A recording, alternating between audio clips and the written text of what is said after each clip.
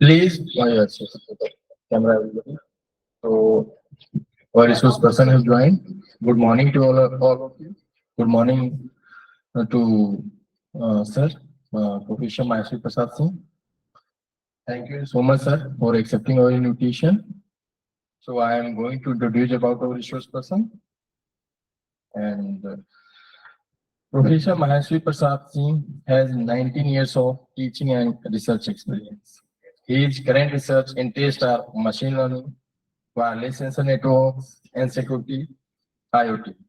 He has handled many government projects like IACA project, Phase 2, DIT, GOIS, Principal Investigator, Nodal Officer for implementing NKN project, DIT, Government of India, ENICT Academy, DIT, GOI as co-principal investigator, research project of DRDU, etc. He has published more than 50 research papers in SCI, Scopus journals, and more than 8 papers in international conferences. He has organized more than 25 workshops on cutting-edge technology. 11 PhD scholars has completed his PhD under his supervision. Currently, 25 scholars are working under him on different research issues related to MLDL, few short learning, wireless sensor network, and security. He has guided 35 MTech theses. He is a reviewer of many journals of IEEE, SEM, Stinger, etc. He is an active member of many international national professional bodies like senior member of IEEE, senior member of ACM, CSI, fellow of IEI, life member of Indian Society for Technical Education, etc. He has many administrative responsibilities like HOD, Associate in Academy. So, welcome to sir. Sir, hand it over to you, sir. Please.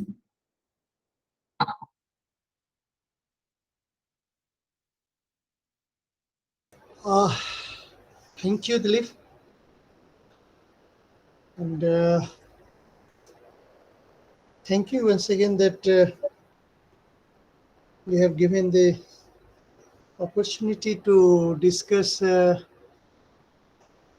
some related issues on DLML, especially few short learning in medical domain.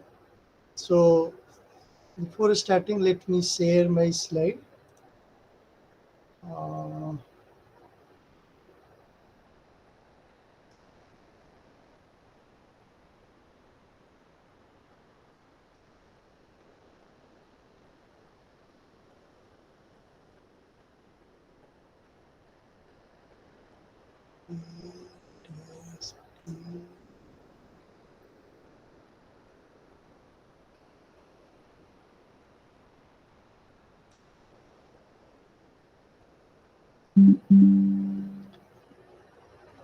Is it visible?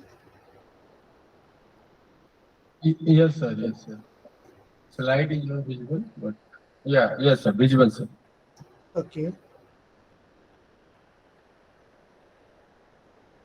Fine. So,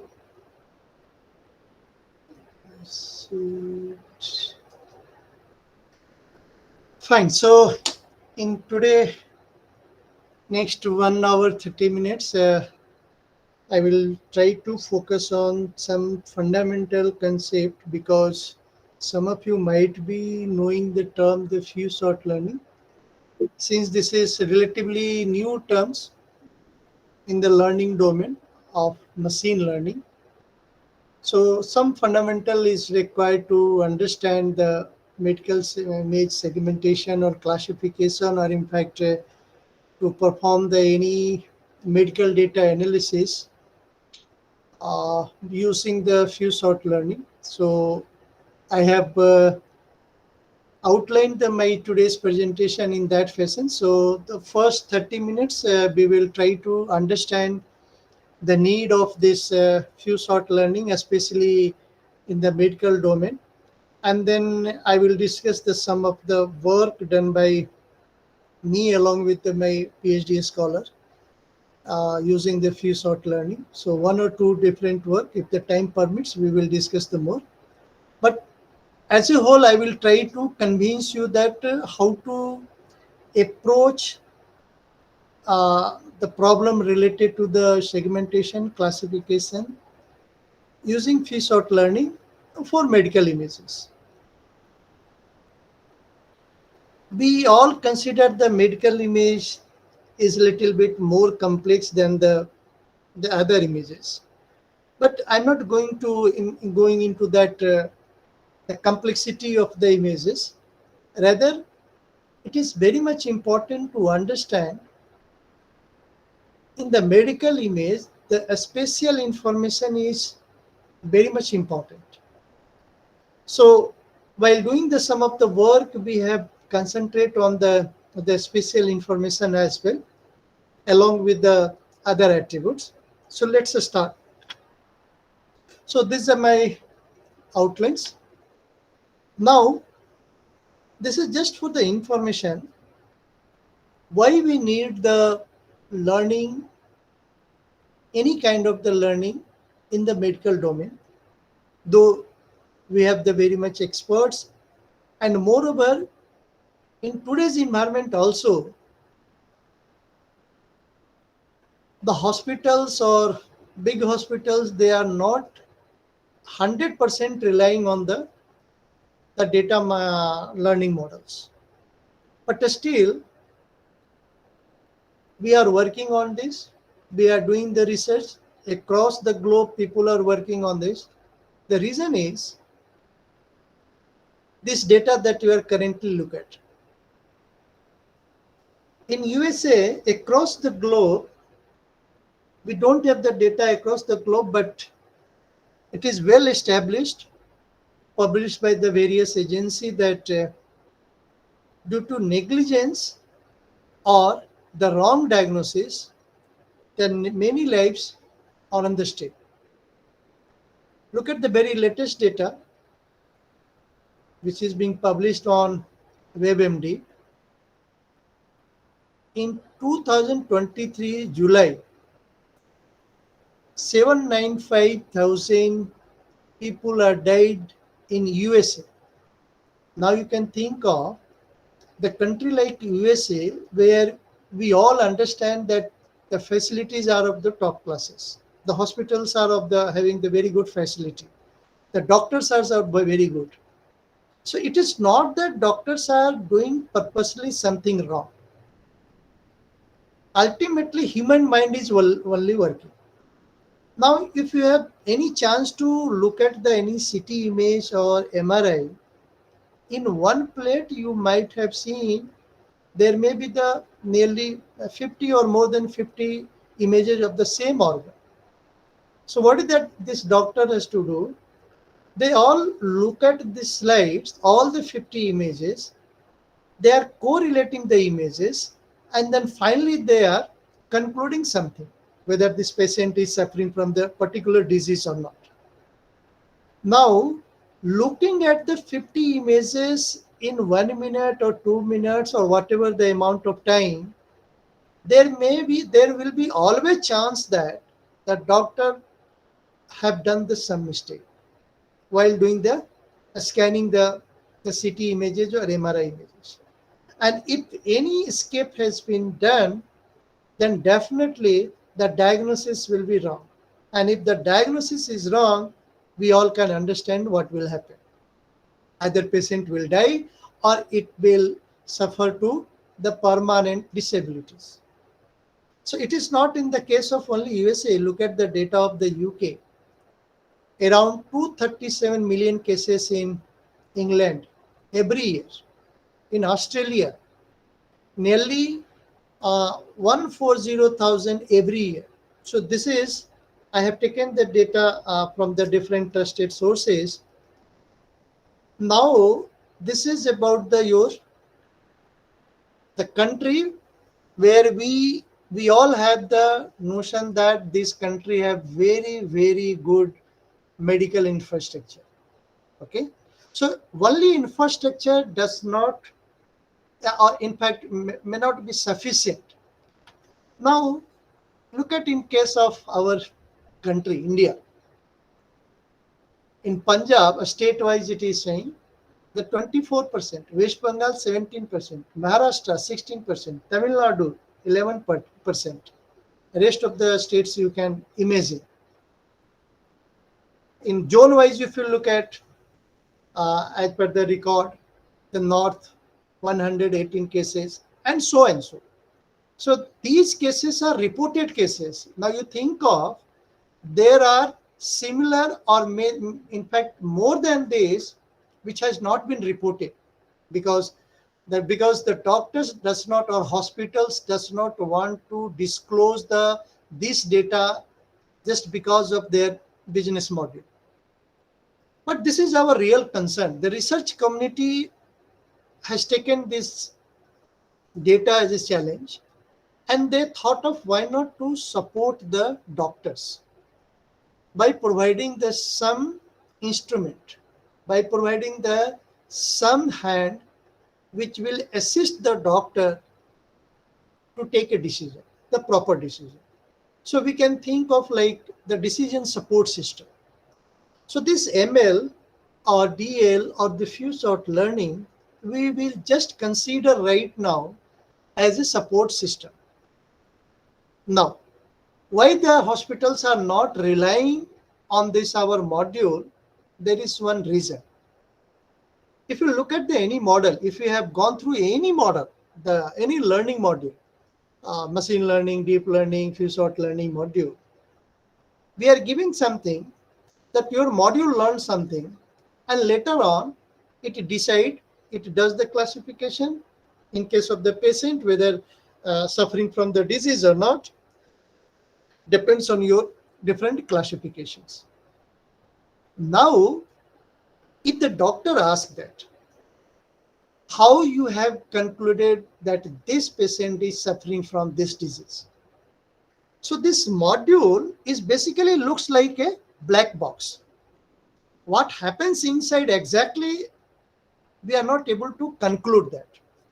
And that is what nowadays the many researchers have started working on explainable AI, where you should have the sufficient knowledge to explain about the model, means how your model has concluded something. Your model has classified the particular patient as a suffering from the particular disease. So this has to be explained by using your AI concept. So everybody is now trying for the explainable AI. Okay, now come to the hour. So this is just to convince you the why we want to work on some module, especially in the medical domain. Now, if you look at the fundamental things of the machine learning or deep learning, what we try to mimic the human learn, and over the time we are trying to improve our learning. That means we are increasing the accuracy. And same thing we do in the machine learning module and deep learning module. So as a journal, we just say that it is a kind of algorithm which try to mimic the human behavior or human mind, which learns and improve over the time. Now, there are many machine learning algorithms which are not sufficient to solve the complex problem. The complex problem means where that input, the complexity of the input is very high. So in case of image, in case of language processing or a speech processing, these are supposed to be the complex problem. So the many machine learning algorithms may not be sufficient to solve these problems. So what we have, if you look at any module, there is an input layer, and at the end there is an output layer. But in between we have the hidden layer. Now, if you want to understand the input image in much better way, so probably one hidden layer may not work. So number of hidden layers we are increasing to understand, to fetch the deep knowledge of your input, deep knowledge of your image, deep knowledge of your language or speech. So for that case, what we are doing, we are just increasing depending on that our application, depending on of that input and output, we may have the more number of hidden layers, and that is what we call it as, in general, the deep learning. Now, there is one problem with these learning modules. This requires, especially the deep learning requires very large amount of data and the substantial computational power. As much data we give with that, your module maturity or accuracy will be developed. But in some cases, these modules, you may not be able to give the sufficient data, as if you don't have. In fact, recently in the COVID, when it started, no one has the sufficient data to do the analysis. So you forgot about the any module and all. So is it that we cannot have the learning module in case we don't have the sufficient data? Slide is not moving. Sorry, sir. It's not visible. Students are, oh yeah, students are messaging me. Slide is not moving. Yeah. ऐसा कैसे? Once again, I will share.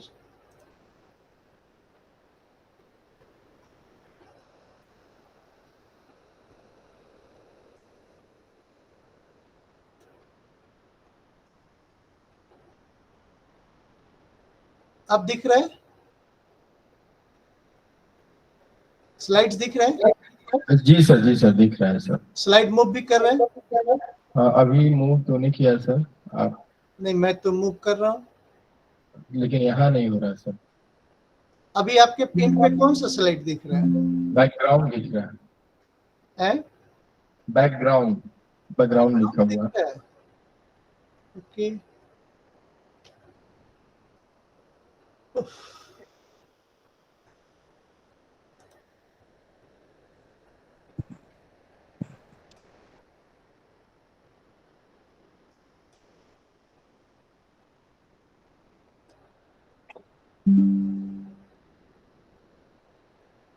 अब ये PPT दिख रहा है? Sir थोड़ा time लगेगा, अभी आया नहीं. अभी भी पीपीटी नहीं दिख रहा है? दिख रहा है सर, दिख रहा है. मैं मूव कर रहा हूँ, वो दिख रहा है? जी सर, अब हो रहा है sir. Okay, sorry. Okay. So this was the one problem where we don't have, there are many cases that we may not be able to get the sufficient data. So is it that we should not work on the learning module? Number one. Number two, in general, the any DL algorithm, if we have make them to learn with the, let's say, I'm giving you the one try example with a school bus with the yellow color.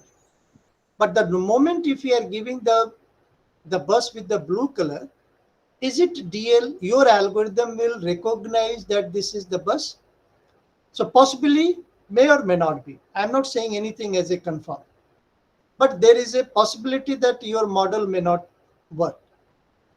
So to work means that if you want to your module to work with the blue buses also, then what you have to do, again your DL, you have to make them to learn this attribute also.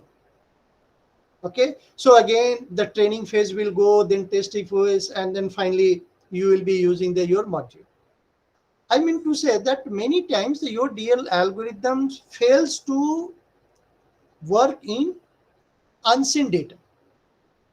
Okay, now these are the some in general problems of the DL. So is it that we We do not have the any solution. No, we have the solution. If you have the very less amount of data, we are having the technique like a data augmentation, where we increase the size of the data. We have the GAN model, the generative adversarial model, which will increase your data size can be increased. But even though if you are having the large number of data, then who will annotate that particular data?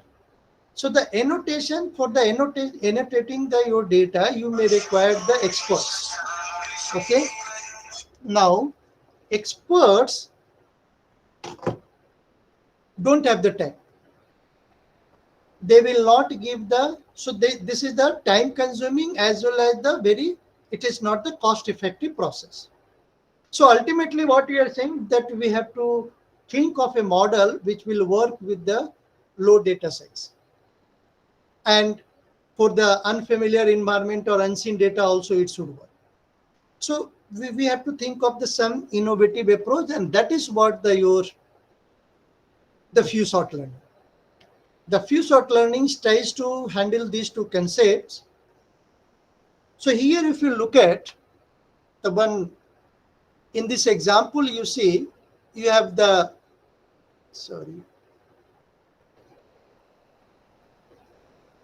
you have this training set. Just look at, and another, I will tell you what is this few support set. The images in the training set and the images under the support sets is completely different. That means your model, which has learned on this training set data set, and later on if you are giving the, let's say, this image, the image of rapid, probably your model will not work. But in the few short learning, we try to solve this problem. Okay. Now some terminology which is the most important is that we call it as K-way N sort. So K-way means your data set is having the K different classes. And N sort means each classes is having the N number of sort. If we are saying, let's say, two-way, two sort, that means in the data set, the two classes are there, and in each classes, the two sorts are there. Only two images are there. So it's very simple. Okay. So this is the term that we will be using in case of the few short learning. Now, so how it works? Very, very simple it is. Let's say you have the one function which we will call it as the similarity function. And in that similarity function, you are giving the two images, x and x dash. And if the value of this similarity function is 1, that means what? This x and x dash images are same. And if this value is 0, it's a very simple way that I am trying to make you understand. And if this value is 0, that means these two images are different. Okay. Now, let's say you want to find out, you have the one module, but you want to find out category Sanjay of Kumar, this. please, what you are doing, please remove it. Sanjay Kumar.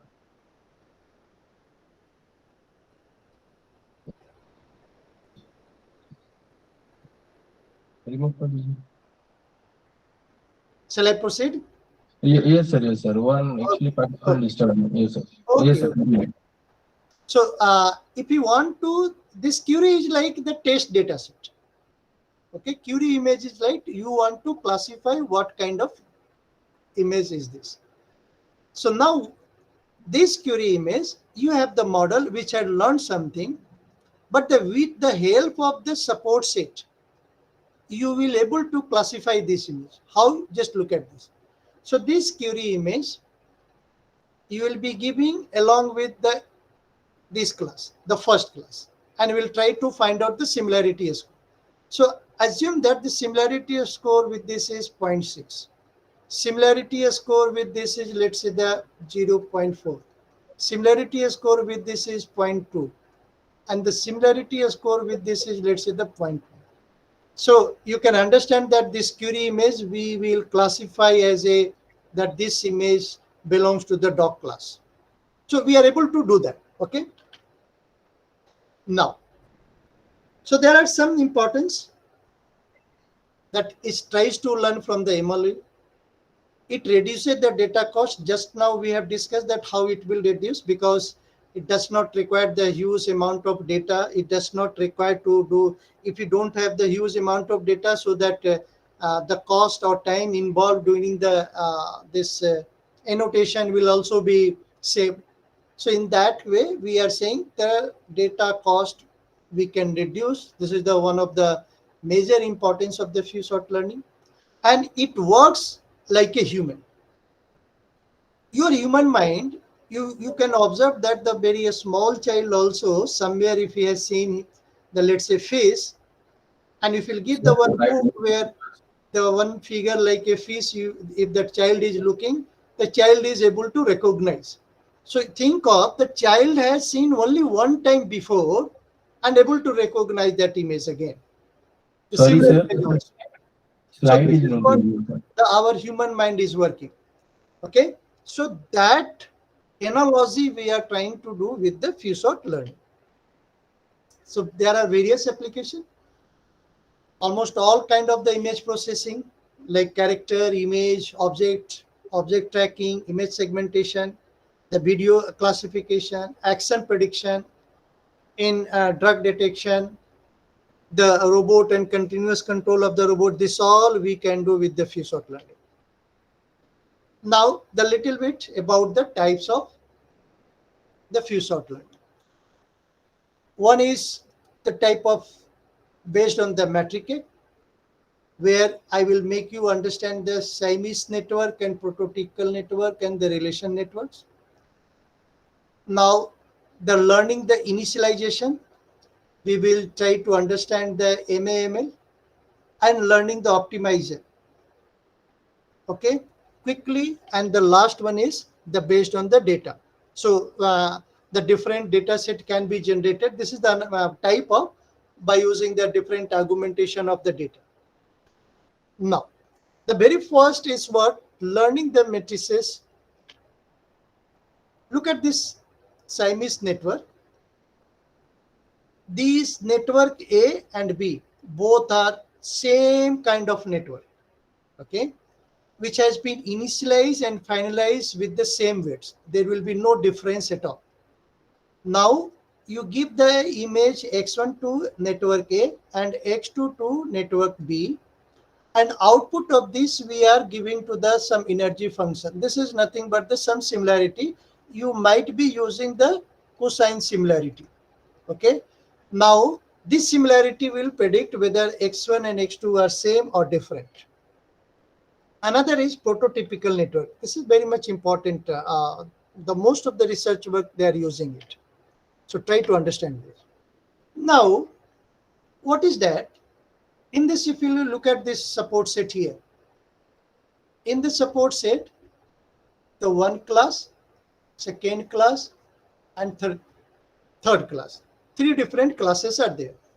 So now what you have to do, you try to fetch the features by using the function which says f of x. X is what? This your data, the images. And how Hello. can we implement this? Sorry, sir. The slides are not visible now, sir. अरे अभी भी Still not visible, sir. ये ऐसे कैसे हो रहा है यार? अब दिख रहा है? नहीं, sir. अभी नहीं देख रहे. अपने आप ये बंद कैसे हो रहा है? I am not able to understand this.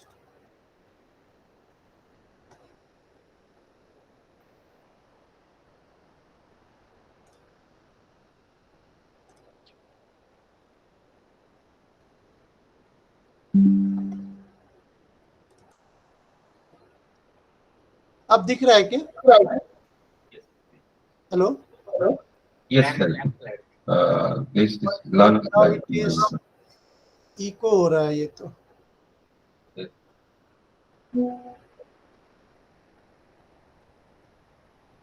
Hello. Hello. Yes, sir. The slide. Slide अब मूव भी कर रहा है क्या? No, sir. This only the blank slide we are seeing. Actually. It is not changing. Still not changing, sir. So I think let me disconnect and join again. Okay. Okay. Thank you, sir. Thank you very much, sir.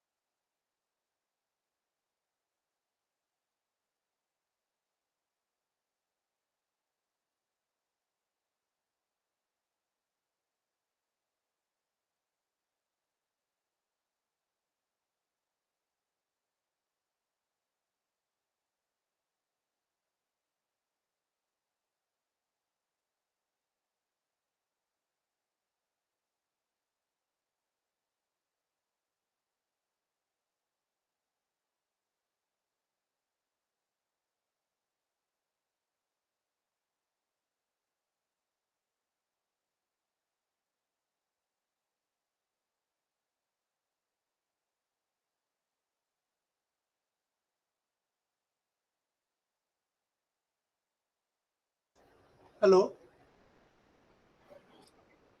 Yes, sir. Yes. Now this visible, sir. Slides. दिख रहा है? And now slide also changing, sir. It's move okay, कर sir. रहा है slide? Yes. Yes, sir. Yes. Okay. Yes. Yes. So here I was telling you, this is just, yeah. In the prototypical network, what we do, we are using the some embedding function, and this embedding function you can implement by using the some CNN architecture. Now what it does, this embedding function, it takes the images of the each classes, and for each class, for each image, it generates the embeddings, something like this. Okay, so for each images, it generates the embeddings. Embedding is what? Nothing but the features of that image. Now, based on this, per class, you find out the mean embeddings. So in the class line here, as per this, the two different embeddings we have find out, and mean of this we are. So this is what the class prototype of the lion. This is the class prototype of the elephant, and this is the class prototype of the dog. And the things we have represented in this space, C1, C2, C3. Now, let's say you have this query point. By using the same CNN function, we are not changing. See, this CNN function and this CNN functions are absolutely same. Now, against this, we are generating the embeddings of the query image. And now this query image, we are placing on the same space here. The query image, the mean of the query image is this. And now by using the softmax function, you find out the similarity score of this query image against the each class. But what we are using? We are using the prototype of the each class C1, C2, C3. So in that way, we could find out the 0.9, 0.0, 0.1. So we can classify that this query point or this query image, you can classify as a that it belongs to the C1 class. Okay. Now the another is, it is similar to the prototypical network. Since to find out the similarity, we are using the another network that we call it as the relational network. try to understand this relation network. Again, we are taking the support set by using the some embedding function. Again, I am saying this is nothing but the you can implement by using this CNN. Now, output of the same embedding functions we are using to generate the features or embeddings of the support set as well as the query image. So this is the feature vector of class lion. This is the feature vector of another class. This is the feature vector of the class dog. And that we are doing the concatenation with the feature vector of the query images. Now, after that, after performing the concatenation here, what we are doing, we are giving to the relational function. Now you look at this. Relational function is nothing but the one CNN. By using the some CNN or DNN, you can implement this relational function. So job of this relational function is to what? To find out the, means you provide the relation, a score between your query image to the support image. And here you can see this is giving the 0.1, 0.1 and 0.8. That means what? Your query image having the more relation with the third class. Okay, so this you can classify as a, this belongs to the class 3 and so on. So the difference between prototypical and relational was, there we were using the softmax to find out the similarity score. Here we are using the relational function. The rest of the parts are very same. Now, this is the one more important point that we have to understand, the MAML. This is model agnostic meta learning. To try to understand. Let's say you have 3 different related tasks, T1, T2, T3. Fine. Now you have the gradient based meta learning module. So in general, what we do, the very first epoch, we assign the random value of the weights. And after many iterations, we are updating the weights based on the error rate. And finally, we are fixing the weights of the neuron. That is what we do in case of any neural network. Similarly, for this T1, T2, T3 task, we started with some random value theta, and after many iterations, for the T1 task, it has got the optimal value theta 1 dash, for T2, theta 2 dash, for T3, theta 3 dash. Now you can visualize that to get the optimal value of the weights, it consumes some time. As a graph, if you look at it, has to travel from here to here. Okay, that means what? It consumes some time. Assume you have now the fourth similar time.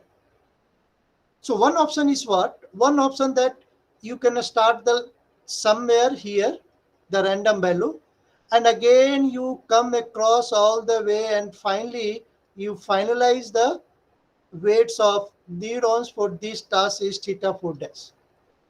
This is the traditional way of doing it. For every task, we will start beginning some random value. It will take the many iterations to get the optimal value of the weights. Instead of doing this, which is basically a time-consuming process, what we can do, since we know that this task is very similar to the other task that we have already performed, so we don't initialize the weights for this task from here. Instead of that, you find out the some points which is nearer to theta 1 dash, theta 2 dash, theta 3 dash, something like this. And now from here, it may take the some iteration, maybe 1 or 2 iterations, and finally it will get the theta 4 dash. Okay. So we are able to save this much time. And that is what we are saying, the model agnostic MAML. So this is what we are saving the time for initializing our parameters. Just a minute, please. Hello.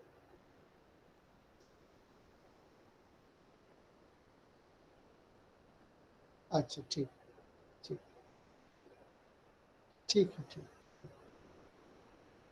अभी थोड़ा जाएंगे 1 बजे के आसपास जाएंगे. ठीक ठीक. Okay, sorry. So now, learning the optimizer. This is the another very interesting design that you can think of in case of your research module. What is that? You have the one your model, that your base model, and here, if we are using the one method that we all know, that gradient descent, for what? To get the optimal value of the your weights. Okay, so those who are not aware of, this is a very basic thing that you should know, that the gradient descent, by using these methods we are able to optimize our weights. Instead of doing this, what we are doing, we are using the one RNN, the recurrent neural network, as a optimizer. So let's say the first time your base model has got the some error. Now this error signal you are passing to, instead of passing the inside, we are passing to this RNN model. Now what this RNN model will, it will try to optimize based on the error rate, the things that we were doing in the gradient descent, same thing we are doing by using the RNN model. And now this parameter we are again giving back to the your base model. Base model again will work and find out the some error, reduced error rate. That again you give it to this RNN, and this process goes on. Ultimately, this base model will get the, after some iteration, it will get. Then what is the benefit of using this? Benefit of using this means this optimizer you can use for the another base model. So the time that we have consumed for your base model, that can be saved if we are using this. Okay, so we are learning the gradient descent by gradient descent. How do we implement? We can implement by using the RNA. So optimizers, it is not the part of the your optimizing, but it helps the your base model to optimize it. So not only the one base model, the similar base models you can use to optimize it. So once this RNN is optimized for this base model, let's say B1, so another base model also, probably maybe 1 or 2 iterations also, this optimizers will perform the work for the base model too. Okay, so we can save the very significant amount of computational time. Now, just look at the sum of the medical image, the work done by us or the this world. Before that, we had one question in our mind, that whether this the few shot learning will be able to realize the concept of the generalization or not. We all understand what is the meaning of the generalization. It is not that your model, if it is working on the particular data set, it will not work for the another data set. The very first fundamental concept of the machine learning that we have learned is it should work for the particular data set as well as the another data set also for the same domain. Okay, so that is what we tried to test. So here what we have done, we have used the two existing model. One is the prototypical network and another is the MAML. In the prototypical network, we have used the 3 different type of data set. Try to look at this. One is BRACH data set for training, BSCH data set for validation, and LC25000 we have used for the testing. I will make you something more clear, but I'm trying to convince you that earlier, if we have done some implementation, so what we have done, the same data set you have divided into, let's say 60-20-20 ratio.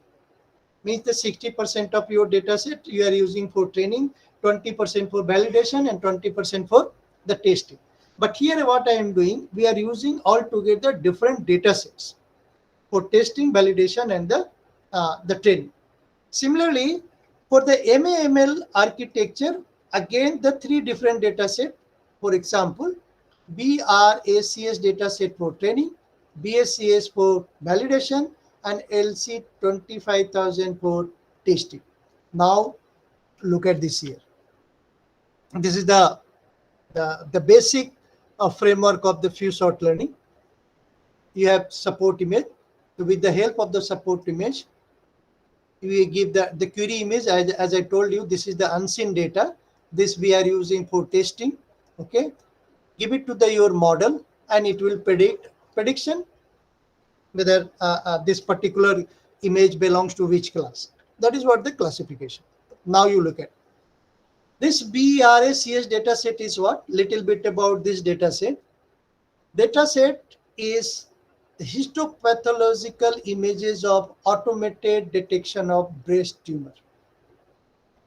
And in that data set, the three broader classes we have: the benign tumor, atypical tumor, and malignant tumor.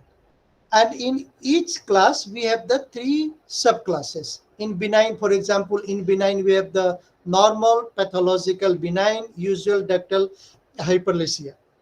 Similarly, the atypical tumors, the two subclasses, and the malignant, we have the further two classes. So this is the one data set that we are using. As this data set we are using for training. Okay.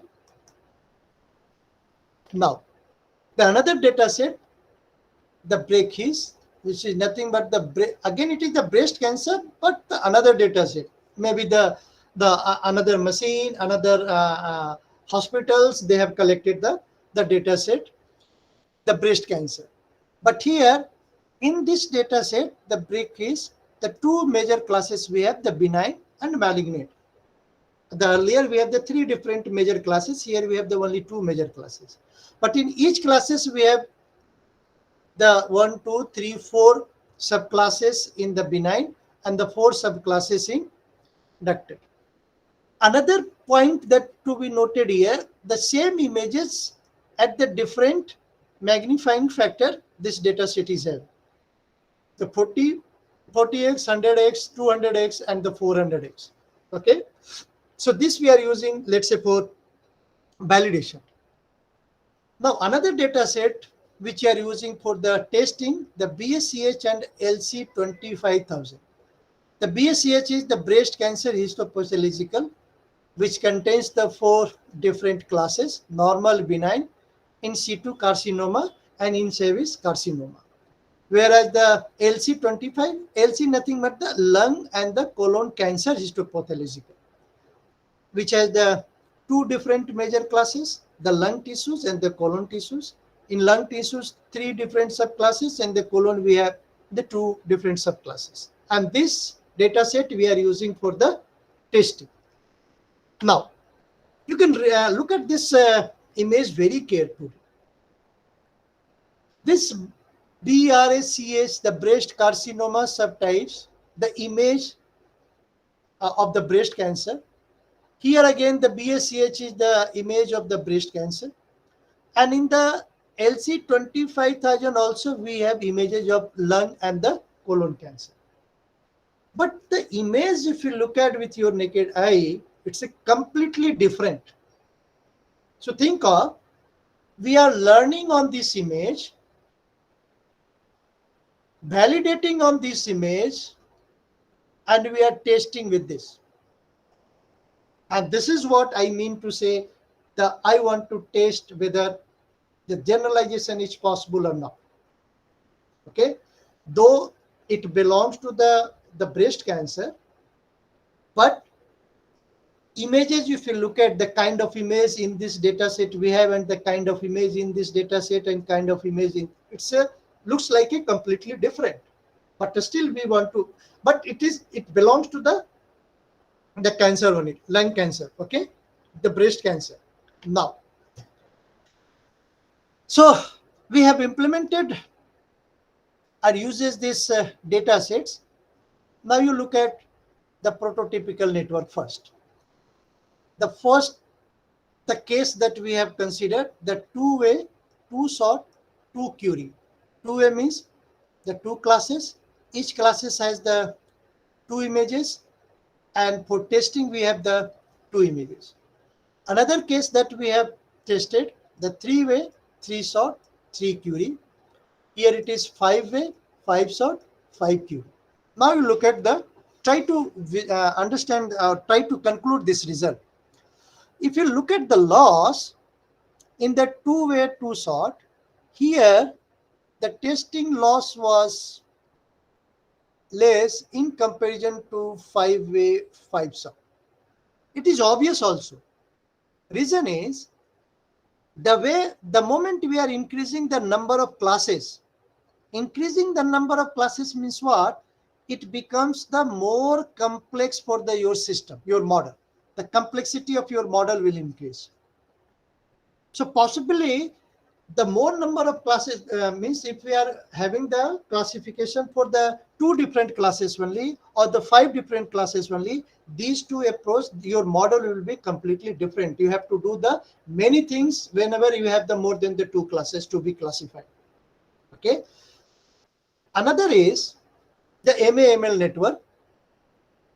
Here also the same test cases we have taken: two-way, two-sort, three-way, three-sort, and the five-way, five-sort. So what we can see in the two-way, two-sort, the accuracy was high. Now, one more test which I have not seen this. If you are saying that two-way and five-sort, then accuracy in comparison to two-way, two-sort will increase. Definitely it will increase, because you look at this, in each classes we are giving the five sorts.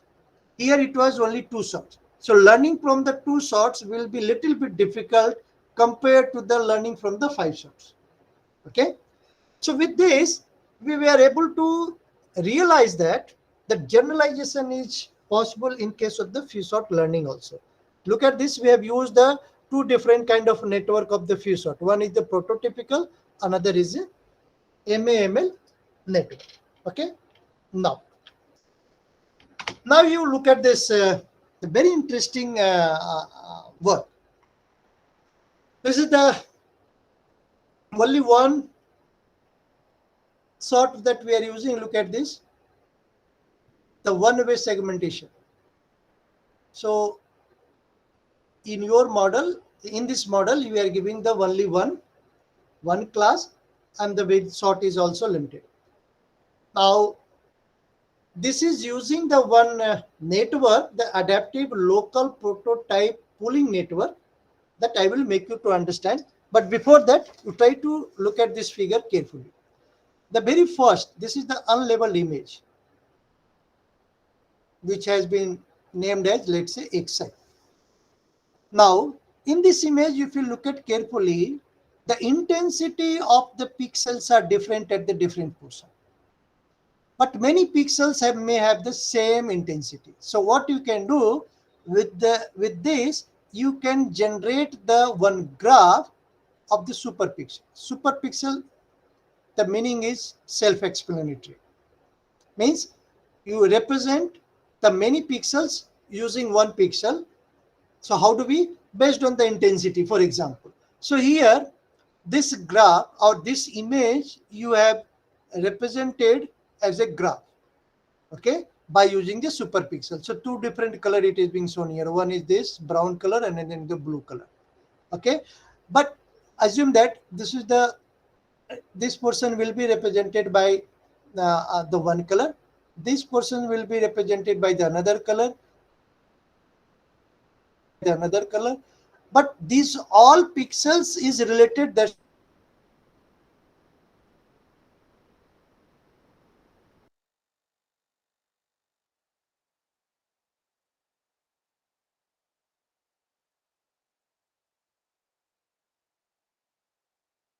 what you do, you have the one pseudo level candidate from this one portion, and assume this is the, we are calling it as YPI, some name. Now from this, you randomly select the some patches randomly. So randomly I am selecting the one patch. So this patch is, let's say, this from this pseudo level. Now on this pseudo label, we are applying the two different geometrical function. One is the geometric transform function, another is this is the intensity transform function, and this is the geometric transform function. And this we are giving to this transformed pseudo level. So this is the pseudo level, And by applying these two functions, intensity and the geometry function, we are creating the transform pseudo level function. So this pseudo level functions, which is being labeled this, on this we are applying, let's say, this function, the geometry transform function. Now, here I am taking the original image, xi. Look at this. This xi is your original image. And now on this xi also, we are applying we are applying the intensity transformer, then we are applying the geometric transform, and this xi is been converted to this. After that, this portion you consider as a support set. Look at this. From the unlabeled image, we have created the support set, and from that we have created the query image or query set. Okay. Now these two are giving to ALP network that I told you. This is the adaptive local prototype network. Now output of this network is, let's say, this. On this we are applying the Sobel filter. You must be aware of this function. Sobel filter is basically try to find out the boundary. So after whatever the output of the Sobel filters we are getting, on that we are calculating, you calculate the boundary function, and this loss, the boundary loss, you give it back to this ALP network. So in this fashion, it iterates the many times, and we can stop the moment this boundary loss is very less. That means what? We were able to find out or to do the segmentation properly. For the segmentation, we are using the Sobel filter just because we need to get the boundary of that patch. Okay. Now you have to understand this ALP network carefully. You look at this. This is the ALP network. You have the support image here and the corresponding query image. By using the sum feature extractor, we have extracted the support feature map. We have extracted the query feature map. On this, by using this adaptive local, you find out, you get your foreground prototypes and the background prototypes of this image from the feature map. And now use the cosine similarity here with the query feature map with respect to the foreground, with respect to the background. Now with the cosine similarity, you will get the local level prototype. This is what the local level prototype. And after that, we are using the softmax function. So in that, we are getting the class-wise similarity map. The first you got the local similarity map, and then the second you got the class-wise similarity map. So this is what the job of your ALP net. Okay. So this is, you look at this, the very beautiful one. You have used the only one image. With the help of this image only, we are creating the support set and the query image. By using this network, we are able to do the segmentation, the proper segmentation. But now, in the deep learning, if you use, you require lots of data, but accuracy will be normally maybe the 95, 96, 97% in the range of the 90s. But here in this case, your accuracy may be the 70, 75, 76. The thing is what, this is what the, still it is the open challenge in the few short learning model, where in this case we are using only one way, one class, but the short image only using the only one image, we are able to achieve the near to 70% accuracy. Can we increase it? Can we do some modification in this model so that we will get the better accuracy? So it's a long way to go, but people are trying very hard to improve the accuracy in case of the few short learning aspect. Okay, but naturally till date we have not achieved the way we can get with the normal deep learning models. Okay, here again we are using the interactive few set learning. Try to quickly, I will here the concept is using the encoder and decoder. You give the query image, you give the support image. This is the well-known architecture encoder and decoder. In between, you are having the bottleneck. Because if you are directly giving the output of encoder to the decoder, then it will be very difficult to differentiate. That's why we have the bottleneck in between. So this portion is what the bottleneck. Okay.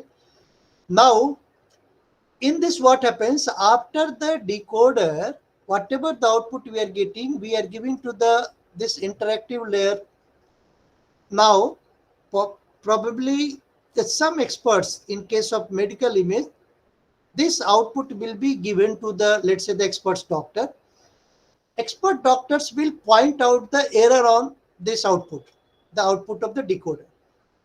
Now based on this error, again it will be feedback. This will be given to your model, something like this. Look at this model. We got the output, but in this output, you look at this dot. This was indicated by your experts doctor, that whatever we have got this segmentation, it has some error in this. So the error is being pointed out by the experts, and again it is given back to your model to optimize the parameter. So after many iterations, you will be able to correct your segmentation. Okay, so that's why this we call it as the interactive layer. In between, some human mind is interactive. Okay, so in that fashion, we are able to increase or optimize the parameter in case of the few shot learning. Now I will skip some of this. Now this is just to inform you, just to realize, to make you understand that few shot, the importance of the few shot learning. Everybody knows that the novel corona infected pneumonia, it is very similar to your normal pneumonia and the lung cancer. I mean to say, it was very difficult to distinguish the novel coronavirus image, the image of the pneumonia, and image of the lung cancer. Right? And you know that at that period, there was no sufficient data set. So this few shot learning has helped us at least to distinguish these three different images: the pneumonia and the coronavirus images and the lung cancer images. The many people died just because of pneumonia and the lung cancer, but it was declared that because of the corona. No, later on the data was revised that this person was suffering from the lung cancer, and that was the main reason too. Okay. So here what we do, we give it to this all novel coronavirus images, lung cancer images, and this is the pneumonia images. By using the lesion labeling, you perform the labeling, then you do the lung segmentation, then lesion location. After that, you perform the segmentation. In that, you find out the region of interest, okay, ROI images, apply the classification, and then you can basically distinguish the lung cancer, nodule, pneumonia, or the novel coronavirus. So, but accuracy was not much, but the people have tried. I am just trying to convince it is possible with the few shot also. And our human mind is basically working based on the few shot learning. We just see the one or two images. Later on, we can easily classify the images. Okay. Now, in this, if you look at the one problem that I want to share with you, which has not been, it is very difficult in fact. This is the input. The first column is the input. And the tumor portion was marked with the blue color. You look at the blue color, it is like a tumor portion of the organs. Now, your model has fetched the ground truth. So you can see this red portion. So it was very perfect. In our model, based on this input, it is able to give this output. Look at this output. Now it looks like that this model was able to find out the are able to perform the segmentation perfectly. But please observe here. I'm marking this portion. Please observe here. This tumor, size of tumor is very, very tiny. Look at this here. This portion, which was not able to find out, supposed to be here in the output of the proposed model, which is not shown here. That means what? The limitation in normal, limitation of the any learning model, if the size of any tumor or the cancerous portion is having the little bit significant size, then most of them, the learning model was able to recognize that. But if the size is very small, that means what? In earlier stage, if the size is very small, whether your module is able to do the segmentation of the small size or not, very, very tiny small size. And if you are able to do that, that is basically a very, very good one. Okay. Now, the last work that I want to discuss with you, this is MTU-NET++. Somebody has proposed this MTU-NET, but in that there was some limitation which has been removed by one of the scholar here. And one particular point that we have taken care is the explainable few short medical image classification. We are using the generative adversarial network. The purpose is very, very, very clear. Now, the few sort classification in many cases, by using the few sort, the classification was very difficult, especially in case of the complex, very, very complex images. In that, what we have done, we have used the generative adversarial network. I will tell you why it was used. We have used the explainable artificial intelligence just to improve the machine learning as well as to AI system. Trustworthy of the AI system means I should be able to convince you that if my model is giving this result, what is the reason behind giving this result? I should be able to explain this. So by using this explainable AI, we have tried to improve the learning as well as trustworthiness of my system. Okay. Now, look at this very first, the very few images we have, the original images. I'm using the one kind of generative adversarial network, and in my case, in our case, it was used the fast GAN, fast generative adversarial network. But it was observed that the output of this generative adversarial network, one thing you should be clear, that whatever the image is being generated by generative adversarial, it is the fake image, but looks like a real image. That is the beauty. Okay, means output of generative adversarial network will always be a fake image, but you will not be able to differentiate between fake image and the real image. And this property of the GAN only we are using it. Since we know that the generative adversarial network can generate the some synthesis data, it generates the synthesis data.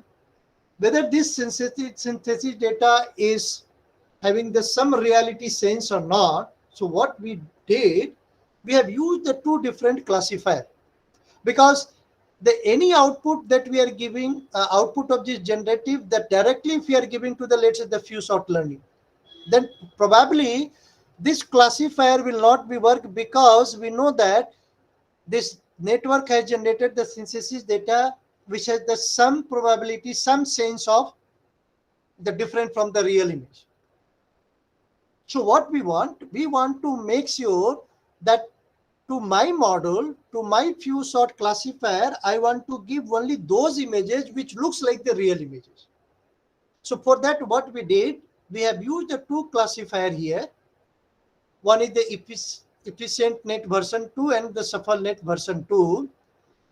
And the output of the both classifier we are keeping at the as a generated image. Now here we want to make sure that all the images looks like a real image, and that's why we have used the classifier in between the generative and the our few sort the classifier. This was the one contribution in the work, the new contribution. Now try to look at the very few 1 or 2 minutes on the GAN, what it does basically. Assume that this is the input that we are giving. We call it as the noise image. This G is the generative. That means what? Whatever the input image that we are giving to this generative, it generates the many images. Okay. Now, output of this image along with the your real image. This X is the real image and this is the generated image. We are giving to the discriminator. Now, the job of this discriminator is what? With the help of this real image, it will try to find out whether this generated image is real or fake. Again, don't get confused that here this real is again a fake image only, but you will not be able to differentiate at all. And that we have considered in theory, those images can be considered as a real image, otherwise the fake image.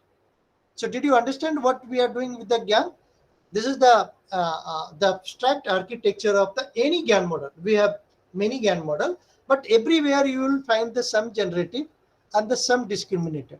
Job of this generator is to create the number of or generate the number of images, but discriminator will try to distinguish between the whether the generated image looks like a real image or it's a fake image. Okay, now come to this the our way. Here we are using the one pattern extractor. What happens is this is the query image and here we have the support image. Okay, now this single query image we are giving to the pattern extractor.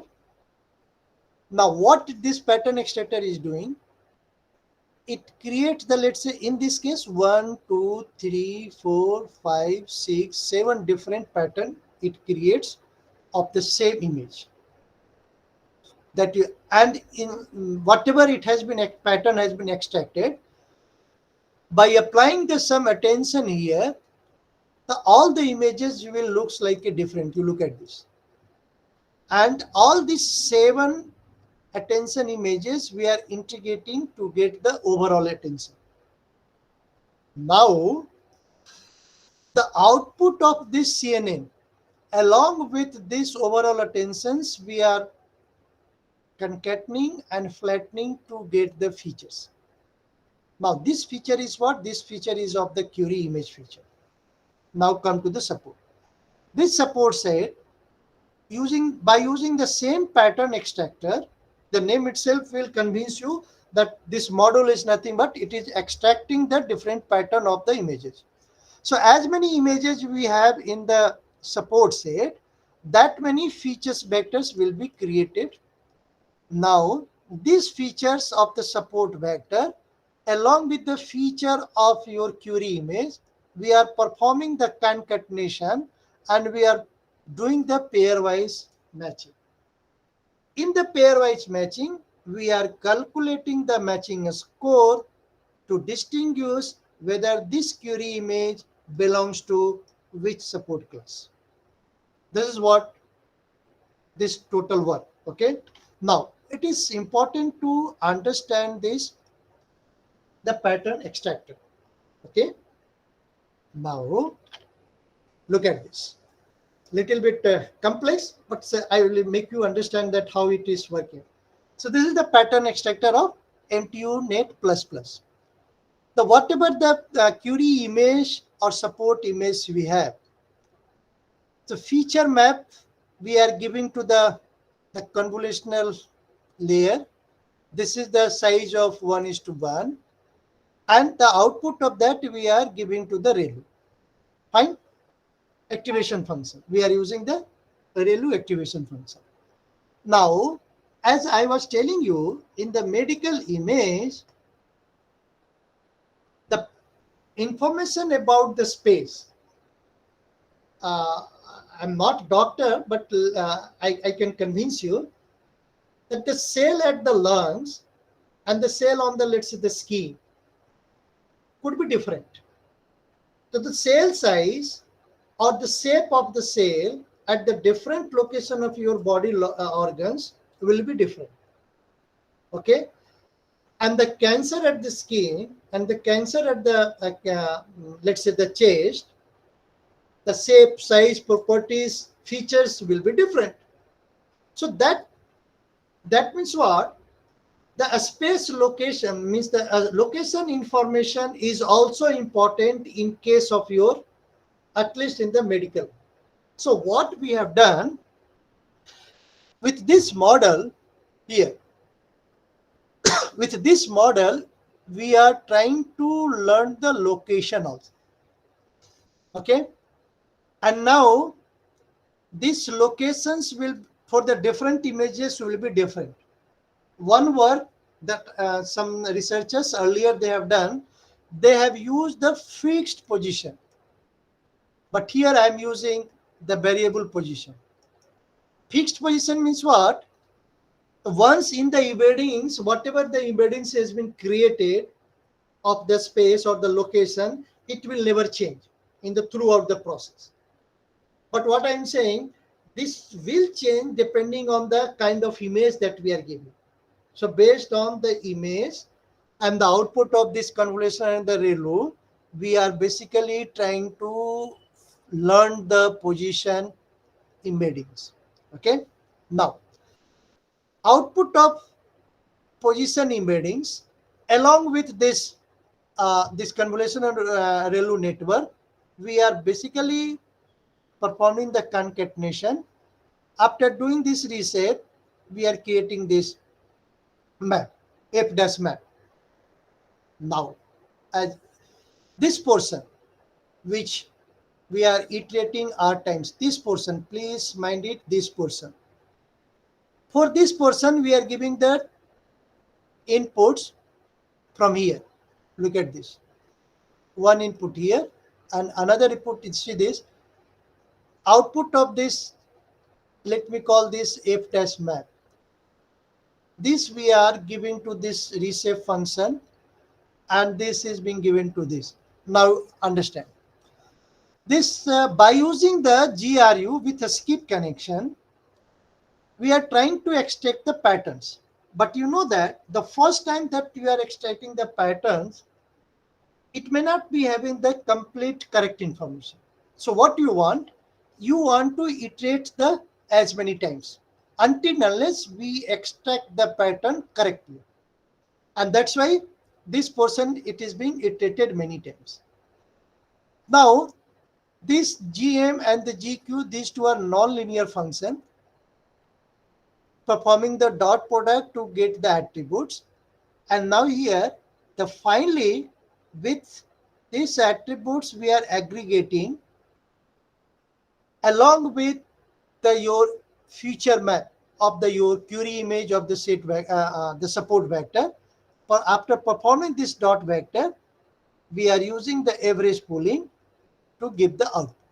This is what. So this is important just because of because until unless we are able to find out the correct pattern,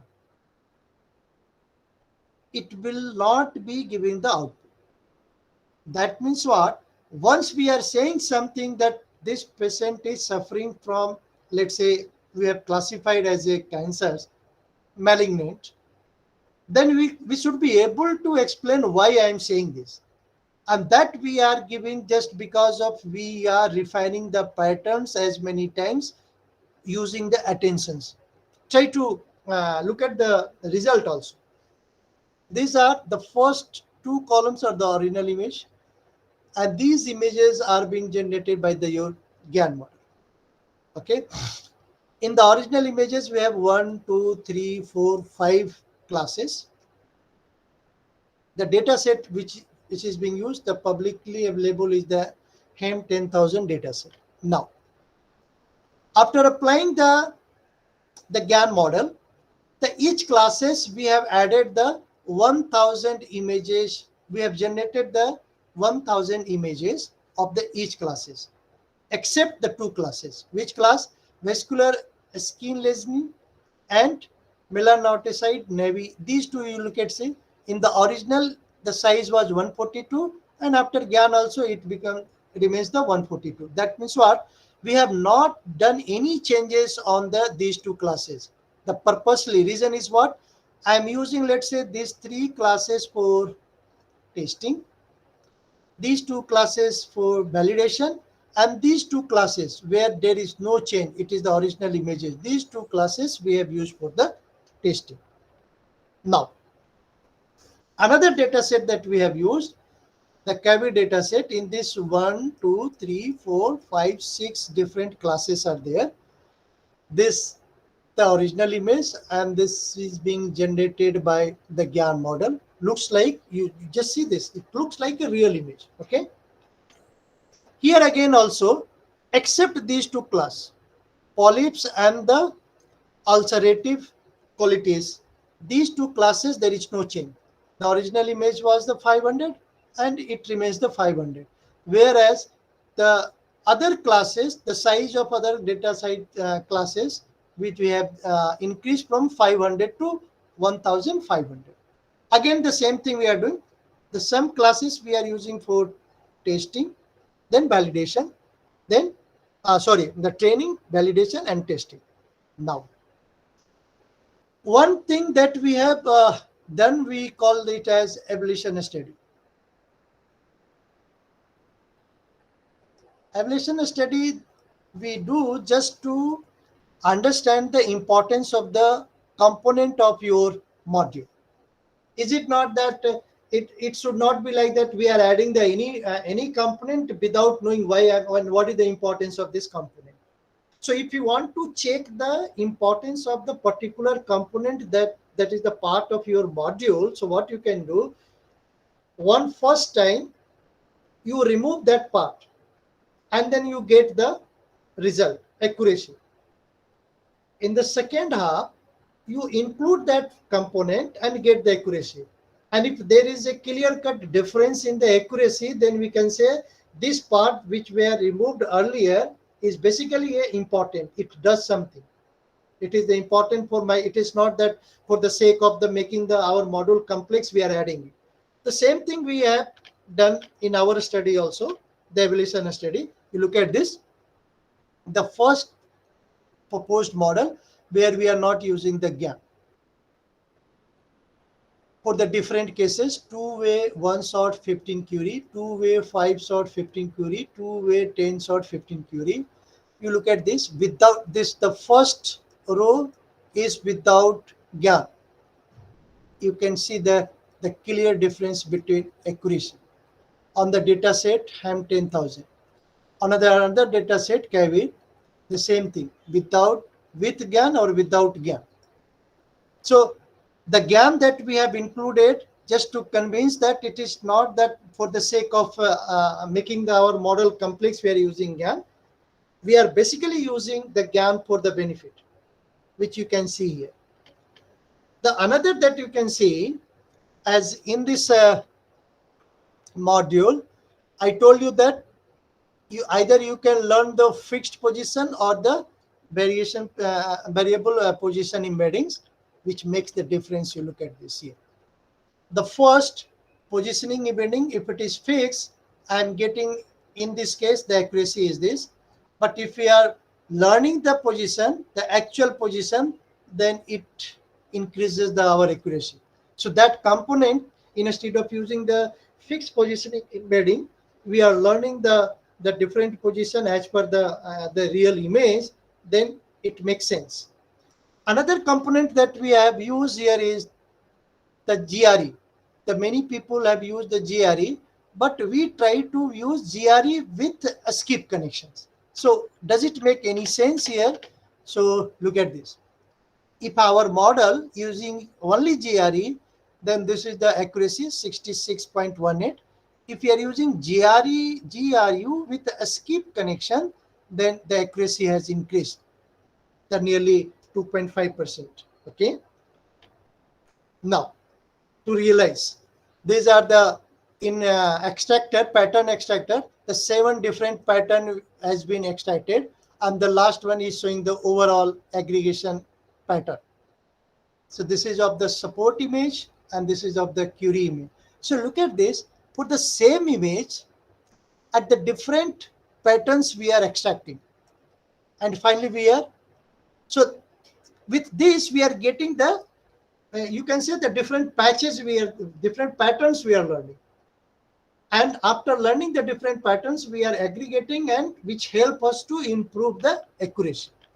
This is the in case of the KV data set. This was on the ham data set and this was on the KV data set. Okay, so with this I would like to conclude this session, that we try to enhance the one shot scenario with the practical, with the limited level data set. We try to use the explainable AI to logically conclude the result, and evaluation study was done just to check the importance of the each component of the model. Thank you very much. So participants, any question?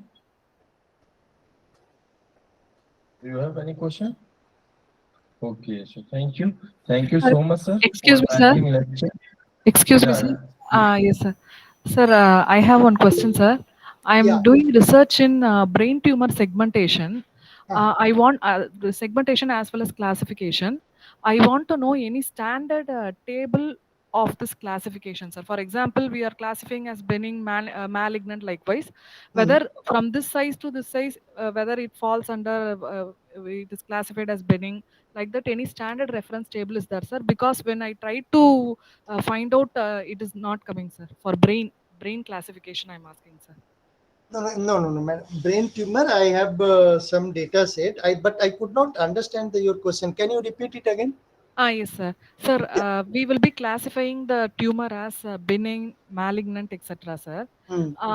Based upon the uh, that is size we are classifying. Hmm. I want to know any standard reference table is there. For example, for gastric tumor and all, we are having some standard tables, sir, indicating that from this size to this size, if it falls, the segmented tumor falls means it belongs to benign category. Otherwise, this size means No, it no, no, belongs. no, no, no, no. Uh, I understood, madam. yes. Please don't do that. Yes, My sir. suggestion, please don't Uh, do that.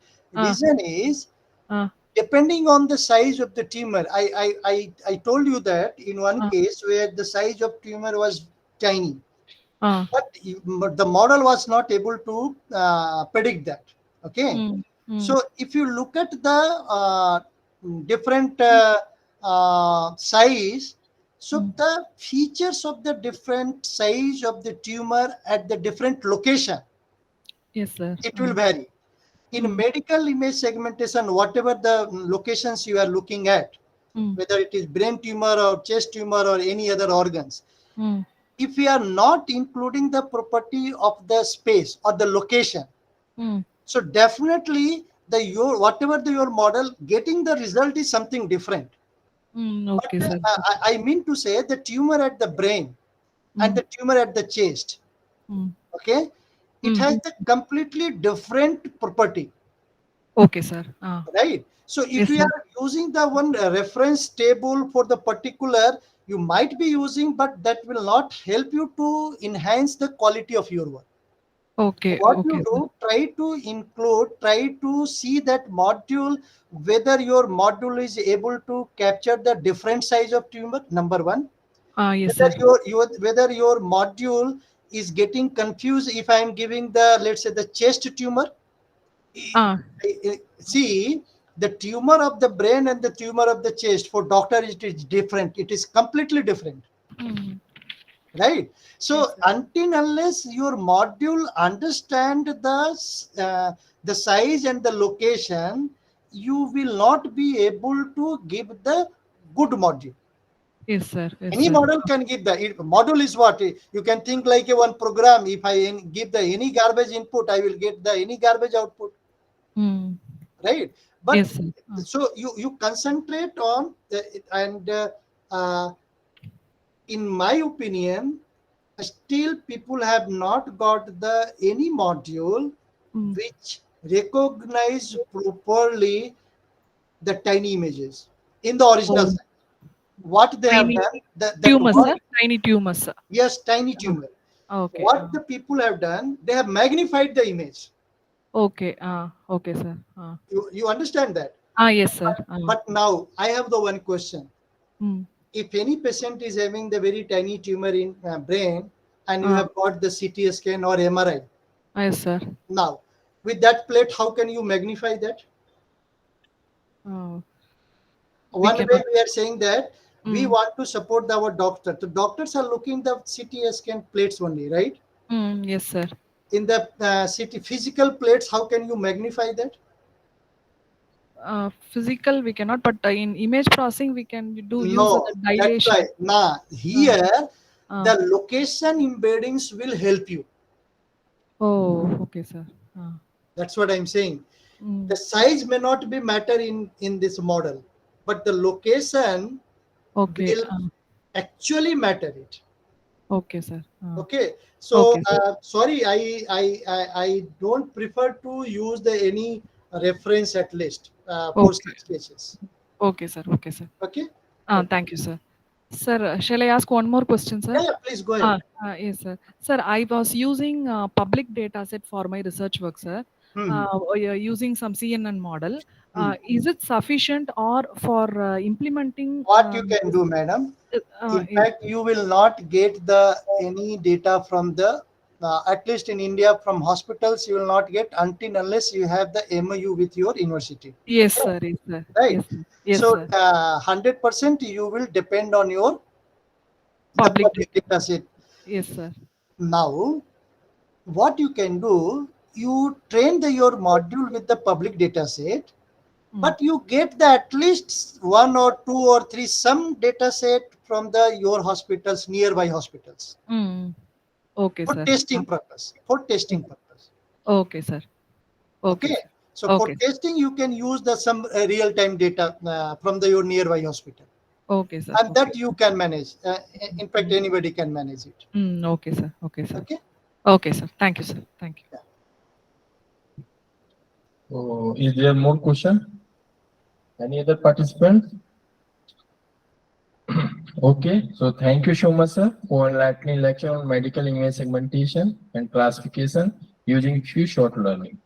Your virtual presentation skillfully detailed the development of ML models, generative adversarial network model for diagnostic uses, such as blood sample analysis, early breast cancer detection, highlighting their crucial role in improving healthcare outcomes. Your explanation of explainability and interpretability was particularly impactful, emphasizing the importance of transparency and trust in AI system, especially in medical settings. Your session provided a comprehensive overview of how machine learning algorithm can be applied thoroughly and responsibly in healthcare. We are grateful for your knowledge and inspired to integrate these insights into our future projects. Thank you again for a truly informative and inspiring presentation, sir. Thank you, dear. Thank you so Bye. much. Take care.